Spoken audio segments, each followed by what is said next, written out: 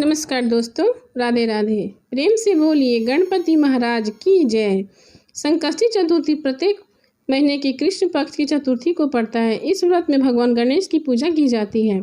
जब संकष्टी चतुर्थी भाद्रपद महीने में पड़ता है उसे भादो संकष्टी चतुर्थी या भदवा चौथ के नाम से जाना जाता है। इस साल भदवा संकष्टी चतुर्थी व्रत 22 अगस्त को रखा जाएगा। इस व्रत में भगवान गणेश, शिव जी और कृष्ण भगवान की पूजा की जाती है। कई जगह इस दिन गायों की भी पूजा होती है। धार्मिक मान्यताओं के अनुसार भदवा चौथ व्रत रखने से भक्तों की सारी मनोकामनाएं पूर्ण हो जाती, साथ ही सुख समृद्धि की प्राप्ति होती है। अब सुने भादो मास की संकष्टी चतुर्थी की व्रत कथा। पौराणिक काल में राजाओं में श्रेष्ठ राजा नल थे। उनकी बेहद सुंदरी नारी पत्नी थी जिनका नाम दमयंती था। किसी श्राप की वजह से राजा नल को राजयुक्त खोना पड़ा और उसे रानी से दूर होकर कष्ट सहना पड़ा। तब दमयंती ने संकष्टी चतुर्थी व्रत के प्रभाव से अपने पति को प्राप्त किया। कहते हैं राजा नल के ऊपर दुखों का पहाड़ टूट पड़ा था। डाकुओं ने उनके महल और सारा धन, गजशाला से हाथी और घुड़साल से घोड़े सब चुरा लिए थे और महल को जला दिया था। यही नहीं, राजा नल भी जुआ खेलकर सब कुछ हार चुके थे। तब राजा नल असहाय होकर अपनी रानी के साथ वन में चले गए। शाप के कारण उनकी स्त्री से उनका वियोग हो गया। कहीं राजा और कहीं रानी दुखी होकर भटकने लगे। एक समय राजा नल की पत्नी दमयंती को वन में महर्षि सरभंग के दर्शन हुए। दमयंती ने मुनि को नमस्कार किया और प्रार्थना की कि हे प्रभु, मैं अपने पति से किस प्रकार मिलूंगी। तब मुनि बोले, दमयंती, तुम भादो के चौथ का व्रत रखो और उस दिन गजानन भगवान की विधि विधान से पूजा करो। इस व्रत के प्रभाव से तुम्हारे पति तुम्हें मिल जाएंगे। सरभंग मुनि के कहने पर दमयंती ने पूरे विधि विधान से भादो में गणेश भगवान चौथ का व्रत किया, जिसके प्रभाव से उन्हें अपने पति और पुत्र की प्राप्ति हुई। इस व्रत के प्रभाव से दोनों राजा रानी के जीवन में सभी कष्ट दूर हो गए और दोनों सुख से रहने लगे। तभी से इस व्रत को विघ्न का नाश करने वाला और सुख देने वाला सर्वोत्तम व्रत माना जाता है। प्रेम से बोलिए गणेश भगवान की जय। हर व्रत की एक अपनी विशेष कथा जरूर होती है जिसे व्रत वाले दिन जरूर पढ़ा जाता है, लेकिन यह हम आपको ऐसी कथा के बारे में बताते हैं जो कि हर व्रत के बाद इसे पढ़ा जाता है। आइए सुनते हैं लपसी तपसी की कहानी। लपसी और तपसी की कथा कुछ इस प्रकार। एक समय की बात है, लपसी तपसी नाम के दो भाई थे जिन्हें तपसी हमेशा भगवान की तपस्या में लीन रहता था। तो वही उसका भाई लपसी प्रत्येक दिन 1.25 सेर की लापसी बनाकर भगवान को भोग लगा कर भोजन करता था। एक दिन किसी कारण दोनों भाई में लड़ाई हो गई। तपसी कहने लगा, मैं बड़ा हूँ, और लपसी बोला, मैं बड़ा हूँ। दोनों लड़ ही रहे थे कि इतने में वहाँ नारद जी आ गए। नारद जी ने कहा, आप दोनों क्यों लड़ रहे हो? तब उन दोनों ने अपनी लड़ाई की वजह बताई। दोनों ने नारद जी से पूछा कि आप बताइए कि हम में से कौन बड़ा है। नारद जी कहने लगे, अभी तो मैं जल्दी में हूँ, लेकिन इसके बारे में आपको ज़रूर बताऊंगा। इतना कहकर नारद जी चले गए। दूसरे दिन जब नारद जी आए तो उन्होंने एक एक कीमती अंगूठी दोनों को दे दी। तपसी ने तुरंत ही अंगूठी अपने घुटने से के नीचे छिपा ली और सोचने लगा कि अब मुझे खूब धन मिलेगा जिससे मैं यज्ञ करूँगा और अपने आप ही बड़ा हो जाऊँगा। लपसी ने जब अंगूठी देखी तो वह सोचने लगा, इसे अगर मैं अपने पास रखूँगा तो कोई भी आकर मेरी गर्दन काट देगा। ऐसा सोचकर लपसी ने वह अंगूठी फेंक दी।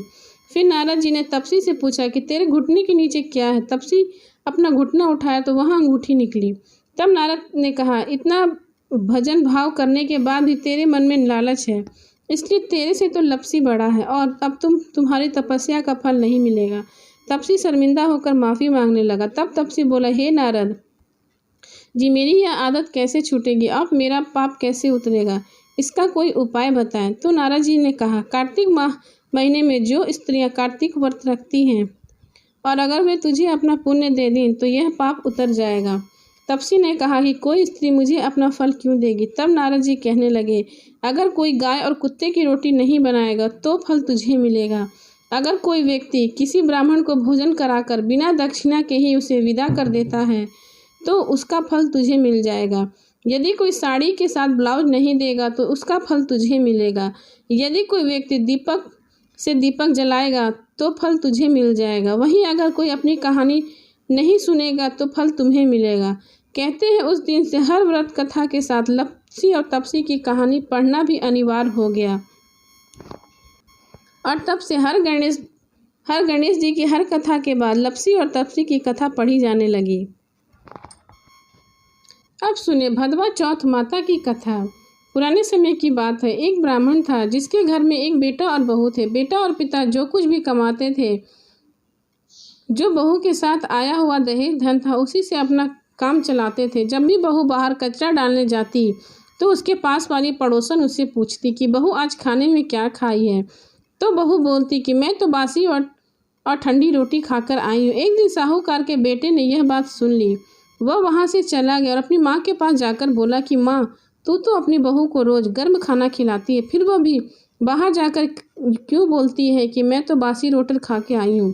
तब माँ ने कहा कि बेटा, मैं तो चारों थालियों में बराबर गर्म खाना परोसती हूँ। यदि तुम्हें यकीन नहीं हो तो तुम खुद देख लेना।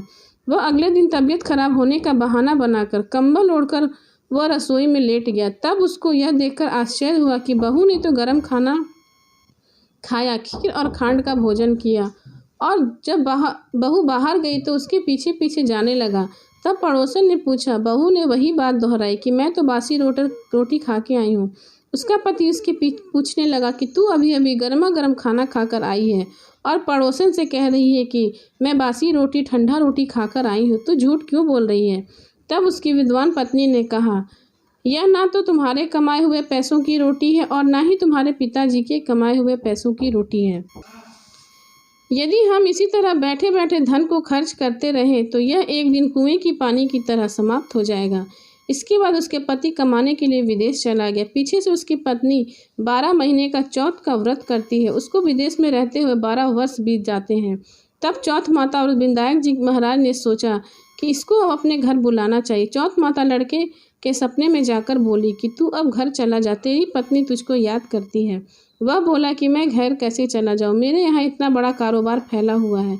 तब चौथ माता ने कहा कि तू सुबह एक दीपक जलाकर चौथ माता का नाम लेकर बैठ जाना। जिनके पैसे बकाया हैं वह पैसे दे दिए जाएंगे और लेने वाले ले जाएंगे। लड़के ने वैसा ही किया और उसका सारा काम एक ही दिन में निपट गया। जब वह घर जा रहा था तो उसे रास्ते में एक सांप दिखाई दिया जो आगे आग के पास जा रहा था। उसने सांप को आग से बचाने के लिए उसे हटा दिया। ऐसा करके नागराज क्रोधित हो उठे और कहा कि हे पापी, मैं तो इस नाग योनि से मुक्ति के लिए जा रहा था, अब तूने मुझे हटा दिया, अब मैं तुझे डस लूँगा।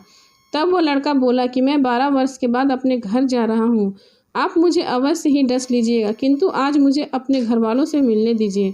आप कल रात को आकर मुझे डस लेना। नाग ने उसकी शर्त मान ली और वहाँ से चला गया। जब लड़का घर आया तो वह उदास था। उसने अपनी पत्नी के पूछने पर सारी बात बता दी। उसकी पत्नी बहुत चतुर थी। उसने अपनी पत्नी एक सीढ़ी पर बालू रेत बिछा दी, दूसरी सीढ़ी पर दूध का कटोरा रख दिया, तीसरे पर फूल की माला बिखेर दी, चौथी पर इत्र छिड़क दिया, पांचवी पर मिठाई रख दी, छठी सीढ़ी पर जौ और सातवीं पर रोटी रख दी।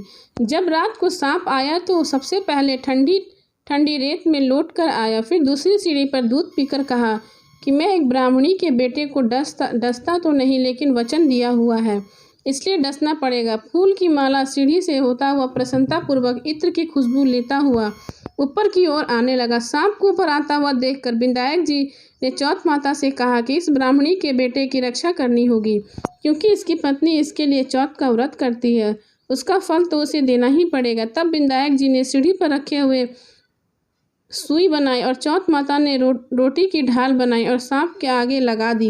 विनायक जी ने जौ से सेल बनाए थे, उसने सांप की मौत हो गई। सुबह उस लड़के से मिलने गांव के लोग आने लगे, क्योंकि वह 12 वर्ष के बाद घर वापस आया था।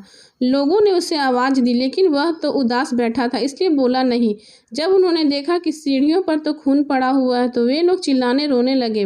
तब ब्राह्मण, आज तो तेरा बेटा मर गया। सब यह देखकर ब्राह्मणी भी जोर जोर से रोने लगी।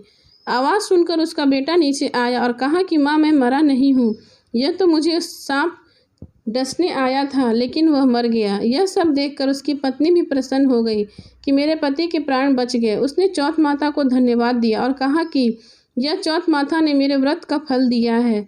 चौथ माता, जैसे फल ब्राह्मणी के बेटे को दिया वैसा सभी को देना। कहानी करने वाले को, बोलने वाले को और सुनने वाले को, हुंकार देने वाले को भी, पूरे परिवार की रक्षा करना। गणेश जी महाराज की जय। चौथ माता की जय।